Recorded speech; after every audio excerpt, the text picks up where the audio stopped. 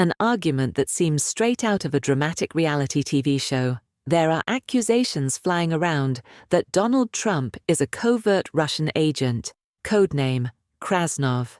It is claimed that nearly 4 decades ago, Trump was carefully identified and groomed as a Russian asset.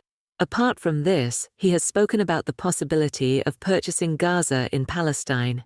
He has also made statements about demanding half of their resources and wealth in exchange for offering protection.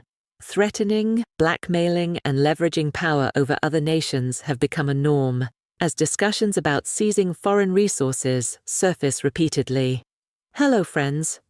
On February 28, 2025, an extraordinary meeting took place inside the White House. The discussion was between US President Donald Trump and Ukrainian President Volodymyr Zelensky. The meeting was attended by the Vice President of the US, J.D. Vance, along with several media representatives. The cameras were rolling, broadcasting every moment live.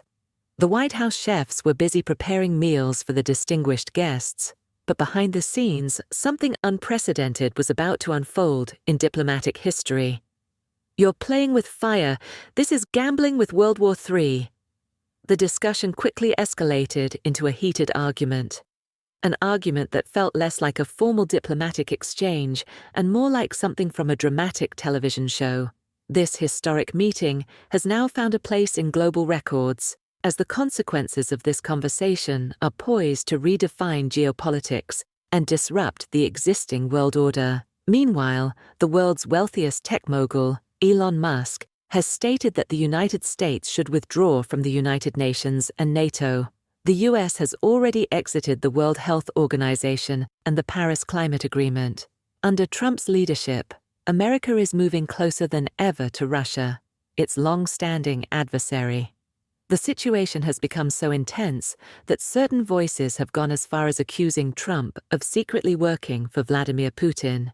If true, what impact will this have on global politics? What will this mean for world stability?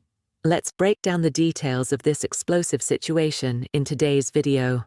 To fully understand what led to this scenario, we must go back in time.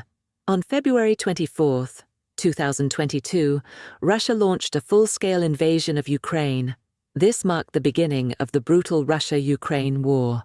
When people hear the term war, they often think of two nations fighting over a dispute, but that wasn't the case here. This invasion was a one-sided attack. Ukraine wasn't looking for war. They had no choice but to defend themselves against an aggressive force. Russia, on the other hand, had an entirely different objective. They sought territorial expansion, access to resources, and increased geopolitical control. But to mask these motives, Putin used a variety of justifications. At times he claimed that NATO's eastward expansion was a security threat to Russia. Other times he suggested that Ukraine harbored neo-Nazis and needed to be cleansed. These were baseless accusations, pure propaganda aimed at justifying an imperialist land grab. The real motivation behind Russia's invasion was colonial ambition. At the start of the conflict, Russian forces made rapid advances, capturing significant portions of northern and eastern Ukraine. In response, the United States, European countries, and their allies united to support Ukraine. Global economic sanctions were imposed on Russia, and Western countries began supplying Ukraine with military aid and financial support. The Ukrainian army displayed incredible resilience. With the backing of Western nations, they successfully pushed Russian forces back by September 2022. However, after this initial success, the war reached a stalemate.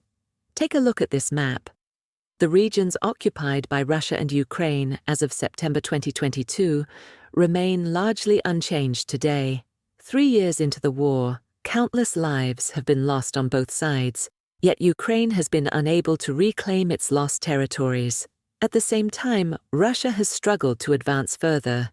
The United States and its European allies had a clear strategy. They would not engage directly by deploying troops. Instead, they would support Ukraine with military resources and funding while enforcing sanctions against Russia.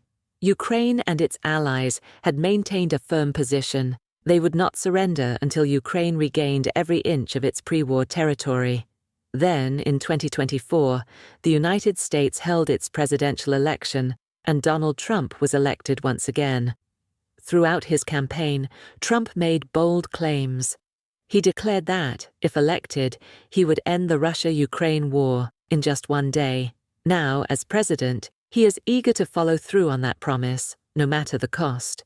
To discuss the matter, a high-stakes meeting was scheduled between Trump and Zelensky. Ukraine made its stance clear. They had no interest in prolonging the war, but they needed security guarantees to prevent future Russian aggression.